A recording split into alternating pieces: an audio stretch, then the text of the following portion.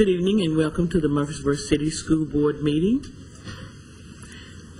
If we all would please stand for the Pledge of Allegiance and for a moment of silence.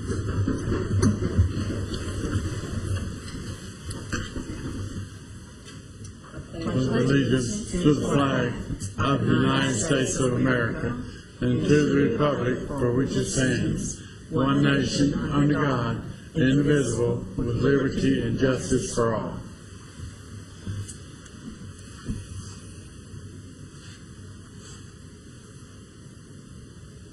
You may be seated.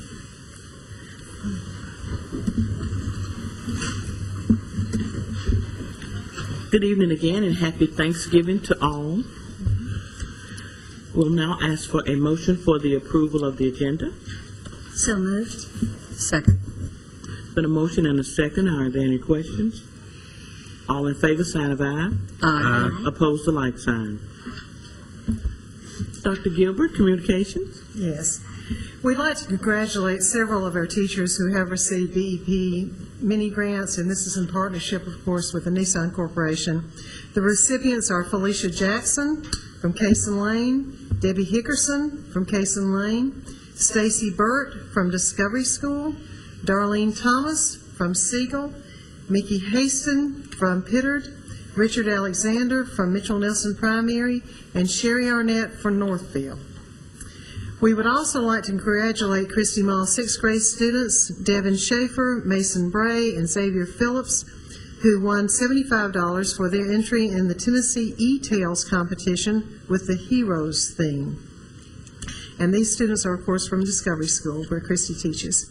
We'd like to congratulate Ms. Darlene Thomas, who is a 4th grade teacher at Siegel Elementary. Darlene received an $890 Toshiba American Foundation grant for her entry that was titled Think Globally, Act Locally, Building a Sustainable Future Project. And I'd also like to say that we are keeping Nancy Rainier, our school board member Dennis Rainier. His wife had surgery today, so we certainly are keeping her in our thoughts and wish her the best. Thank you, Dr. Gilbert. Ms. Phillips. Yes, I just want to take a moment and thank Lee Remick for her leadership with helping to facilitate these BEP grants, and the teachers for taking that extra effort, going that extra mile to bring special things to their classroom and applying for these grants. Thank you. Thank you. Also, Dr. Gilbert, we found out this week that on December the 14th, 2010, we will have a meeting with Director Harry Gill and Mark Byrne of the Rutherford County school system. And I wanted to remind you that under communications, that will be our first in probably a series of friendly meetings, fun meetings. That's going to be on 12/14/2010. That'll be Dr. Gilbert, myself, Mr. Gill, and Mr. Byrne, Dr. Byrne. Consent items, is there a motion for the approval of the consent items? So moved. Second. There's been a motion and a second for the approval of the consent items. Are there any questions? Hearing none, all in favor, sign of aye. Aye. Opposed, the like sign. Dr. Gilbert, action items. Your first action item is an approval of the addendum to the 2010-2011 Memorandum of Agreement between the Murfreesboro City Schools and the Murfreesboro Education Department. Your second action item is approval of a $350 bonus. This would be before taxes for all full-time and part-time employees of the Murfreesboro City School System. Regarding action item A, this is to ratify the contract agreement. Action item B would be to give all the employees the $350 bonus. And also included in that is a $200 increase for assistant principals. As you know, the assistant principals have not had an increase in their pay in quite a while. Regarding the $350 bonus, we had expected to receive $400 from the state. As late as September, they were saying that they thought that that would be an 80%. We were 80% sure that we would be receiving that. That did not happen, and so we did approach the MEA about a $350 bonus, and they have agreed to that. So your first action item would be the actual approval of the memorandum of agreement, which they have already ratified. MEA has already ratified this, so this would be our step as far as the school board. Ready? Is there a Ms. Duggan. I have a you a comment. question? All right, Ms. Duggan. I'd just like to commend Dr. Gilbert for moving forward with this. I know we had great discussion in our work session, and our desire, and I know your desire was to actually give them a 1% increase in pay. And we have the money to do that this year, but then as we look at the years ahead, we just cannot say for sure we have that. But I'm especially pleased that we've been able to increase the pay increase for our assistant principals, because they've actually, the $3,000 has actually been in place for, I think, about 24, maybe 25 years. When we had our first assistant principal, if I remember correctly, when I was in the district, that was what they were given at that time, and so I think it's well overdue that they have an increase. I'm very thankful for that. And I would like to clarify, I think there perhaps was some miscommunication with the media, from the media, that this is a year, this is not a month, so we are looking at an increase of from $3,000 to $5,000 a year. Thank you, Dr. Gilbert, for the clarification. Ms. Phillips? A couple things. First, I'm so pleased that we're able to offer this. I wish we could do a 1% increase, but I'm glad that we can offer this bonus. And I'm glad that we can include all our personnel and not just the teachers. Dr. Gilbert, would you share for the public where this funding is coming Yes. from? We received, and we did not know that we would be receiving this, but we did receive some Jobsville money. The way that that works is it can be used for individual personnel that have been hired after August 1st. And what we have had recommended from the state is, particularly for those school systems, as Murfreesboro City has been, where we went ahead and made cuts in general purpose and perhaps could have used our general purpose money for the bonus, could have hired additional personnel with general purpose.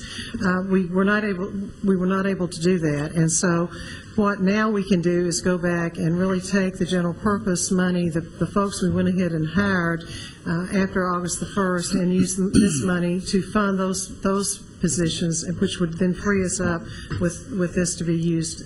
However, basically, as long as it's for people. And when you look at what we're doing, we are looking at certainly items here that will help us with retention of personnel, and also we have some folks who we would like to use to hire, which is actually in your action item C.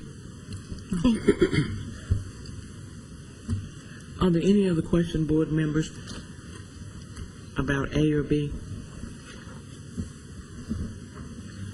All righty, I'll entertain a motion. Dr. Gilbert, did you want to go ahead and elaborate a little bit more on C, or were you finished with that?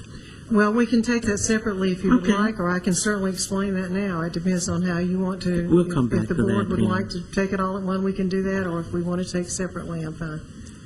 I move we adopt A and B. I second that. Been a motion and a second for the action on A and B. Are there any questions? Hearing none, all in favor? Aye. Any opposed? Thank you, board. Okay, your action C does have to do with the jobs bill, and it is approval for position expenditures. As we said, with the jobs bill, we certainly can use our funding for the positions that we are recommending. Those positions are a social worker, a school nurse, a resource teacher, and then we have a secretary that actually is not an additional position, would be simply splitting the funding between general purpose and title funds. As we discussed in the work session, we are seeing a tremendous number of students and families who are accessing our social worker that we have. In fact, her load is sitting at 163 students right now that she's working with in families. She has been able to use several interns that we've been able to acquire from MTSU. But we do need another position, for another social work position, and it's clear that in the jobs bill that the money can be spent for that. Regarding the school nurse at Bradley, this would be a nurse that we would be required to have for students that we have there. Resource teacher, same situation. We are seeing the number of students that would justify that. This would be a position at Irma Siegel. And then the secretary for the instruction department to shift the funding there. Thank you. Are there any questions, Mr. Campbell? Dr. Gilbert, on these positions, and I know they're part of the jobs bill, did we discuss that these would be for 2010-11, also for 11 and 12, is that right? That's what we're looking at, but right now, what I'm really asking for is for this year. And we can come back, I think, at a later date and look at next year after we look at the needs of the system. All righty. If there are no more questions, is there a motion for the approval? I move we approve item C under action items. Second. There's a motion and a second. Questions? All in favor, sign of aye. Aye. Opposed, a like sign. Thank you. Reports and information.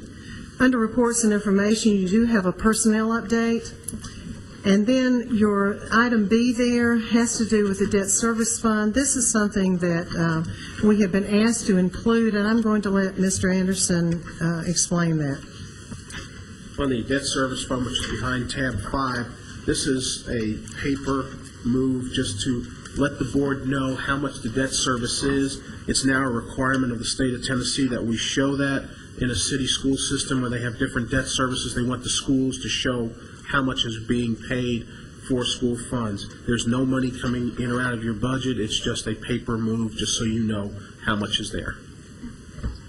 Ms. Phillips. I'm sure that they've already, with our interest rates being so low, they've already renegotiated for better interest rates on this. Is that, is this handled by Mr. Lyons or by us? Or? This is not handled by us at all. It's handled by the city government. Okay. And so it will be under Mr. Lyons' purview. Okay. Well, I know he's on top of that then. Are there any other questions on this report? The next two items are your monthly revenue and expenditure reports and your attendance report. Mr. Anderson? Okay, on your budget information, we're at 33.33% of the year.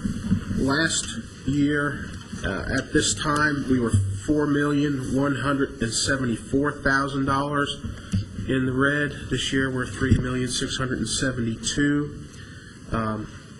The big difference there is we did not have to go to City Hall to borrow on the amount of money in advance of what they give us. We never go more than, but we didn't have to ask them for an advance as yet.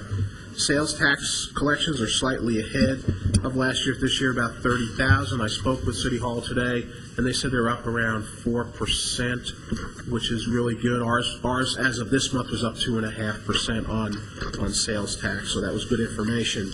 On the revenue side, we're at 22.9. Last year, we were at 23.2. If we had an advance this year, like we did last year, we would be at 23.8. So we're right on target for where we should be on that. It was good not to have to go get an advance this early from City Hall. On the expenditure side, we're at 30.1. Last year at this time, we were at 30.8. So again, we're in a good shape on the expense side at this time. Anyone have any questions on the financial piece?